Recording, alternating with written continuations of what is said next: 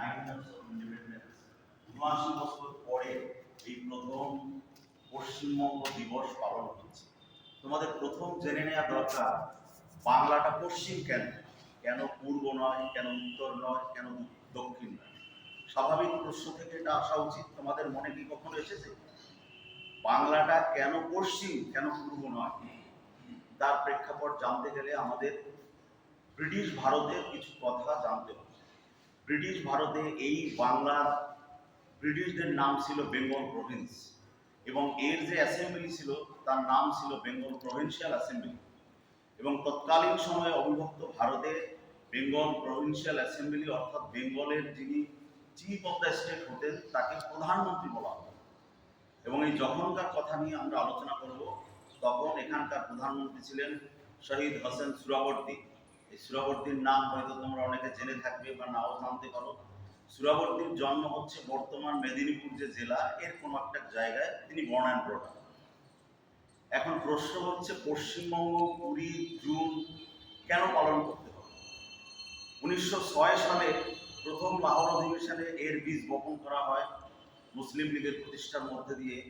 তারপর থেকে ব্রিটিশরা যখন ভারত ছেড়ে চলে যাবে, তাদের কাছে ব্রিটিশদের পরামর্শে একটা চক্রান্ত, একটা ধারণা তৈরি হতে থাকে যে দুটো জাতির জন্য দুটো ভূমি দরকার। কারণ প্রত্যেকের আলাদা কালচারাল আইডেন্টিটি, প্রত্যেকের আলাদা স্বতন্ত্র ধর্মীয়তা রয়েছে, যার জন্য সুস্থভাবে বসবাস করবার জন্য হিন্দু ল্যান্ড অর পাকিস্তান পবিত্র স্থান দরকার। তো সেই বিষয়ে কম বেশি আলোচনা হতে থাকে, আন্দোলন চলতে থাকে, এবং নেতাজি সুভাষচন্দ্র বসুর অন্তর্ধানের পরে বিষয়টা সবচেয়ে বেশি মাথাচাড়া দেয়। তো বাংলা যখন ভাগ হবে, কংগ্রেস এবং মুসলিম লীগ সিদ্ধান্ত নিয়ে নেয়, তখন শ্যামাপ্রসাদ এর নেতৃত্বে, শ্যামাপ্রসাদ তখন হিন্দু মহাসভার নেতৃত্বে সিদ্ধান্ত নেন বাংলা কিভাবে ভাগ হবে। এই যে বাংলার বিরাট একটা জায়গা, সেই ভৌগোলিক অবস্থানটুকু জানা দরকার। 1947 সালে এই বেঙ্গল প্রভিন্সের 5টা ডিভিশন ছিল, 29টা ডিস্ট্রিক্ট ছিল। আমি সব জেলাগুলোর নাম বলছি না, শুধু ডিভিশনটা বলি। আর যে জেলাগুলো ভারতের মধ্যে অর্থাৎ অবিভক্ত, আজকের যে পশ্চিমবঙ্গ বিভক্ত আমরা পেয়েছি তার মধ্যে যেটুকু ছিল সেইটুকু বলি। প্রথম হচ্ছে ক্যালকাটা ডিভিশন। তখনকার ক্যালকাটা বানান আমরা পেয়েছি, তোমরা হয়তো পাওনি, CALCUTTA। ক্যালকাটা ডিভিশনের 24 পরগনা, খুলনা, যশোর, এই ছিল 24 পরগনা। বলতে দুটো 24 পরগনা মিলে খুলনা আর যশোর। বিভূতিভূষণের অনেক লেখায় তোমরা দেখবে লেখা আছে শেষে জেলা যশোর। তারপরে বারডন ডিভিশন, বারডন ডিভিশনে এখন যা পশ্চিমবঙ্গ রয়েছে তার জেলাগুলোই ছিল। তারপরে হচ্ছে আপনার তোমার রাজশাহী ডিভিশন। রাজশাহী ডিভিশন, আজকের যে জলপাইগুড়ি ডিভিশন দেখা যায়, এই জলপাইগুড়ি ডিভিশনের কোনো অস্তিত্ব ছিল না। তৎকালীন সময়ে রাজশাহী ডিভিশনের অস্তিত্ব ছিল, বা রাঢ় বঙ্গের অংশ।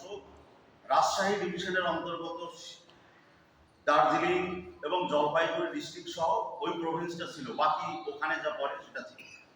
চিটাগং ডিভিশন, যেটা এখনকার চিটাগং ডিভিশন, তাতে ছিল আজকের যে ত্রিপুরা আমরা দেখতে পাই, এর নাম ছিল টিপেরা, TIPPERA, এবং সেটা কুমিল্লা জেলার অধীনস্থ ছিল। COLMILLA, এই ছিল কুমিল্লা। তৎকালীন চিটাগং ডিভিশন আর ময়মনসিংহ ডিভিশনের ওপারের যে খণ্ডিত অংশগুলো পড়ে, এই মোট 29টা ডিস্ট্রিক্ট ছিল। তো 29টা ডিস্ট্রিক্টের জনবিন্যাস কি ছিল, কেন মাথায় আসলো যে দেশ ভাগ করতে হবে, এবং বিশেষ দুই সম্প্রদায়ের মানুষের কথা মাথায় রেখে তারা যাতে তাদের নিজস্ব সত্তা বজায় রেখে বসবাস করতে পারে। 1941 সালের জনগণনা অনুযায়ী এই বেঙ্গল প্রভিন্সের জনসংখ্যা ছিল 54% মুসলিম এবং 42% হিন্দু আর 4% অন্যান্য সম্প্রদায়ের মানুষ। এই জনসংখ্যার ভিত্তিতে একটা বৃহত্তর অংশ ছিল পাকিস্তানের পক্ষের দাবিদার, অর্থাৎ তারা যেহেতু এই পুরো বাংলাটায় বেঙ্গল প্রভিন্সে তারা বেশি, তাই তাদের স্বাধীন স্থান প্রয়োজন, তাদের নিজস্ব কালচারাল আইডেন্টিটি প্রকাশ করবার জন্য। এর জন্য মুসলিম লীগ সর্বশেষ যে প্রচেষ্টা করলো 1946 সালের 16ই আগস্ট ডাইরেক্ট অ্যাকশন। তোমরা ইতিহাসে ক্ষুদ্র পড়লেও পড়তে পারো, বা জানি না এখন সিলেবাসে আছে কিনা। সেই ডাইরেক্ট অ্যাকশনের দিনে গ্রেট ক্যালকাটা ক্লিন হয়। আমি আপনার বিস্তারিত বলতে যাব না, কারণ এখানে অত সময় নেই। গ্রেট ক্যালকাটা ক্লিন এবং নোয়াখালী দাঙ্গা হয়। এবং সেটা দিনটা ছিল কোজাগরী লক্ষ্মী পুজোর দিন। নৃশংস হত্যার শিকার হন লক্ষ লক্ষ মানুষ এবং এই ডাইরেক্ট অ্যাকশন দিনে প্রমাণ করে যে তারা বোঝাতে চায় যে দেশ যদি ভাগ না হয় এই ধরনের জিনিস চলতেই থাকবে। তারপর মোহাম্মদ আলী জিন্না এবং গান্ধী, নেহেরু এবং গান্ধীরা মিলে দেশভাগের বিষয়টি লর্ড মাউন্টব্যাটেনের কাছে প্রস্তাব আকারে দ্রুত যাতে করা যায়। সেই সময় হিন্দু মহাসভার ক্ষেত্রে শ্যামাপ্রসাদের নেতৃত্বে প্রথম লর্ড মাউন্টব্যাটেনকে চিঠি দেওয়া হয়, দেশ ভাগ হবে কিনা জানি না, কিন্তু বাংলা ভাগ হবেই। কারণ এই বাংলায় কোনো দিন সংখ্যালঘু যারা আছে, যে পার্সেন্টেজ পিপল রয়েছে 42%, তারা কোনো দিন স্বাধীনভাবে বাস করতে পারবে না। তাদের আইডেন্টিটি, তাদের নিজস্বতা নিয়ে কোনো দিন বাস করতে পারবে না। তখন 1947-এর 4 থেকে 6 জুন তারকেশ্বরে হিন্দু মহাসভার নেতৃত্বে প্রথম একটি মিটিং ডাকা হয়। সেই মিটিংয়ে 400-রও বেশি ডিগনিটারিজ অ্যাটেন্ড করেন। তার মধ্যে সাধু, সন্ত, বুদ্ধিজীবী সমস্ত ধরনের মানুষ ছিলেন। সেখান থেকে সিদ্ধান্ত হয় বাংলা ভাগ হবেই। ভারত ভাগ হবে কিনা আমাদের জানার দরকার নেই, কিন্তু বাংলাকে ভাগ করতে হবে। হিন্দু মেজরিটি অংশ নিয়ে এই বাংলা ভারতের নতুন সংবিধানের সঙ্গে যুক্ত হবে। লর্ড মাউন্টব্যাটেনের কাছে প্রস্তাব পাঠানোর পর লর্ড মাউন্টব্যাটেন 3টে প্রপোজাল দেন।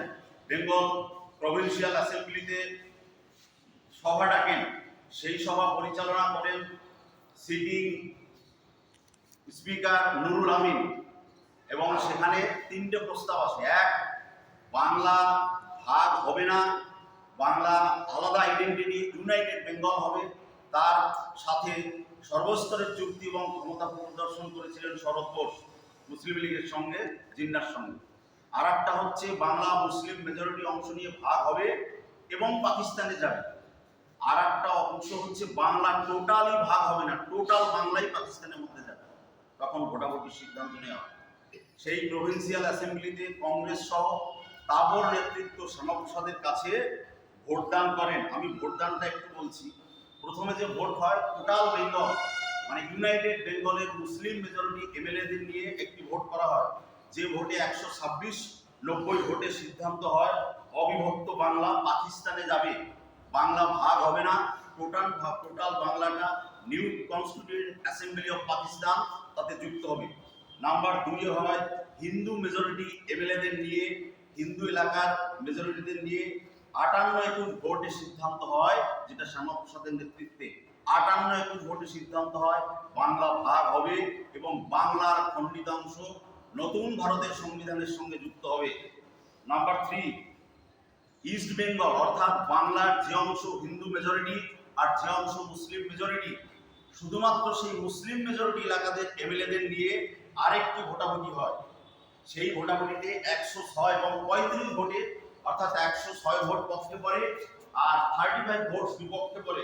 সেখানে সিদ্ধান্ত হয় বাংলা খণ্ডিত হবে মুসলিম মেজরিটি অংশ নিয়ে এবং সেই খণ্ডিত অংশ পাকিস্তানের সঙ্গে যুক্ত হবে। কিন্তু সেই প্রভিন্সিয়াল অ্যাসেম্বলিতে সর্বশেষ যেহেতু হিন্দু অধ্যুষিত এলাকা নিয়ে এমএলএদের নিয়ে মতামত প্রকাশিত হয়, সেখানে তোমার সিদ্ধান্ত হয় 58 ভোটে বাংলা ভারতের সঙ্গে থাকবে এবং বাংলা নতুন সংবিধানের সঙ্গে যুক্ত হবে। যারা ভোটদানে অংশগ্রহণ করেছিল তার অল্প কয়েকটি নাম আমি বলবো। শ্যামাপ্রসাদ মুখার্জি, ব্যারিস্টার পিয়ার ঠাকুর, প্রমোদ রঞ্জন ঠাকুর, যাকে তোমরা আজকাল মতুয়া বাড়ির নাম শুনে থাকবে, ঠাকুরনগর মতুয়া বাড়ি, ওই মতুয়াদের মানে হরিচাঁদ ঠাকুরের নাতি, উনি তখন ব্যারিস্টার ছিলেন এবং কংগ্রেসের আসনে অবিভক্ত বাংলায় জেতা অ্যাসেম্বলিতে যেতেন। পিয়ার ঠাকুর, এসি চ্যাটার্জি, নেতাজি সুভাষচন্দ্রের এনআইএ ব্রিগেডিয়ার ছিলেন এসি চ্যাটার্জি, কিরণ শঙ্কর রায়, হেমন্ত বসু, বাবা সাহেব আম্বেদকর প্রমুখরা মিলে, এবং তার সঙ্গে তৎকালীন কমিউনিস্ট পার্টির একজন ভোট দিয়েছিলেন জ্যোতি বসু। আমার তথ্য অনুযায়ী আমি জানি পক্ষান্তরে আরও একজন নাকি ভোট দিয়েছিলেন, কিন্তু সেটা আমার জানা নেই। আর শিডিউল কাস্ট ফেডারেশন বলে একটি দল ছিল, তার প্রধান ছিলেন জেএন মন্ডল। এই জেএন মন্ডলের নাম যোগেন্দ্রনাথ মন্ডল, তোমরা ইতিহাসে হয়তো ক্ষুদ্র পেলেও পেতে পারবে। এই জেএন মন্ডল তার শিডিউল কাস্ট ফেডারেশন দল নিয়ে ভোটাভুটি থেকে বিরত থাকেন। তখন কিন্তু বাংলা ভাগ হওয়ার জন্য মোহাম্মদ আলী জিন্নাহর প্রস্তাব ছিল। তিনি বলেছিলেন, ইট ইজ মদ ইডেন পাকিস্তান উইদাউট কলকাতা। কলকাতা ছাড়া আমি তো ওই মদ ইডেন পাকিস্তান চাই না। অর্থাৎ একে জিন্নাহর উদ্দেশ্য ছিল, মোহাম্মদ আলী জিন্নাহর উদ্দেশ্য ছিল সমস্ত বাংলাটাকেই পাকিস্তানের মধ্যে ইনক্লুড করা। আর শরৎচন্দ্র বসু যাদের দ্বারা প্রভাবিত হয়েছিলেন, ইউনিফাইড বেঙ্গল একটি ভ্রান্ত ধারণা, পক্ষান্তরে পাকিস্তানের নামান্তর মাত্র। অর্থাৎ যখনই ইউনাইটেড বেঙ্গল হতো, সেই ইউনাইটেড বেঙ্গলের মেজর পোর্শন অফ পিপল যেদিকে রায় দিতেন সেটাই ঠিক হতো, এবং তারা কিন্তু পরে পাকিস্তানের সঙ্গে যুক্ত হতো। সেটা যদি হতো, আজকের যে আমরা কথাটা পাচ্ছি পশ্চিমবঙ্গ, এই কথাও কিন্তু পেতাম না। আজকে টোটাল বাংলাটাই পাকিস্তানে থাকতো। আমাদের পূর্বপুরুষ যারা পূর্ববঙ্গ, তৎকালীন পূর্ব পাকিস্তান বা পাকিস্তান থেকে এসেছেন, তারা জানেন তাদের হৃদয় বিদারক যন্ত্রণা কোথায়।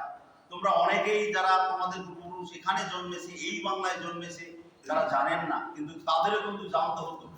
একটা কথা খুব প্রচলিত থাকে, সবাই জানবেন বা আমাদের শিক্ষক মহোদয়রাও জানবেন, যে ঘটি বাঙাল।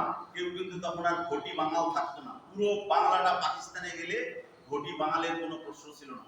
পুরো বাংলাকে পাকিস্তানের হাত থেকে রক্ষা করেছেন একমাত্র শ্যামাপ্রসাদ মুখার্জি। তাই শ্যামাপ্রসাদ মুখার্জি অগস্টে 1950 সালের নেহেরু লিয়াকত চুক্তির সময় দাঁড়িয়ে বলেছিলেন পার্লামেন্টে, you Nehru divided India, I Shyamaprasad divide Pakistan for the sake of Bangali Hindus homeland. Bangali Hindus homeland বানানোর জন্য আমি এই বাংলাটাকে ভাগ করেছিলাম। সেই বাংলা আজকের আমাদের এই বাংলা, সেই বাংলা কিন্তু জীবনানন্দের রূপসী বাংলা, রবীন্দ্রনাথের সোনার বাংলা।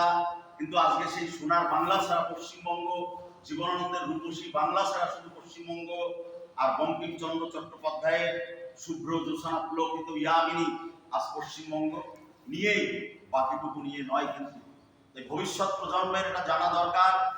আমরা জানবো আমাদের আরো আগে কেন জানানো হয়নি, কোন অদৃশ্য ক্ষমতা বলে এত বছর ভারতের স্বাধীনতার পরও এই সত্যটুকু উদ্ঘাটন হয়নি, কেন সেটা আমরা জানি না। সেই অদৃশ্য শক্তির ক্ষমতা কাদের হাতে ছিল।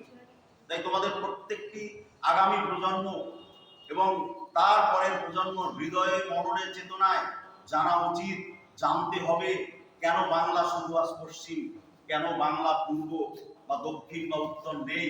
আমি আশা করি বাংলা কেন পশ্চিম তা বোঝানো হলো। সেই 20শে জুন সিদ্ধান্ত হয় ভারতবর্ষের নতুন সংবিধানের সঙ্গে এই বাংলা হিন্দু অধ্যুষিত জায়গা নিয়ে যুক্ত হবে, হিন্দুদের হোমল্যান্ড তৈরি হবে। তাই আজকের এই 20শে জুনকে পশ্চিমবঙ্গ দিবস হিসেবে ধরে নেওয়া হয়। 1955 সালে reorganisation of state of the basis of language, তোমরা পড়ে থাকবে, ভাষার ভিত্তিতে রাজ্য পুনর্গঠন হয়েছিল। কিন্তু তখনও কিন্তু বাংলার পুনর্গঠনের কোনো কথাই ভাবে বলা হয়নি। কিন্তু আমরা যে আজকে বন্দে মাতরম যে গানে করি, পুলকিত ইয়ামিনী, সে কিন্তু সমগ্র বাংলা নিয়ে আমাদের চেতনায় মননে আমরা বিশ্বাস করি, আমরা ভবিষ্যতে বিশ্বাস করব, আমরা সেই অখণ্ড ভারতবর্ষের ধ্যান চেতনা ধারণ করব। এটাই আজকের দিনে আমাদের শক্ত মননশীলতায় গ্রহণ করব। ধন্যবাদ সকলকে।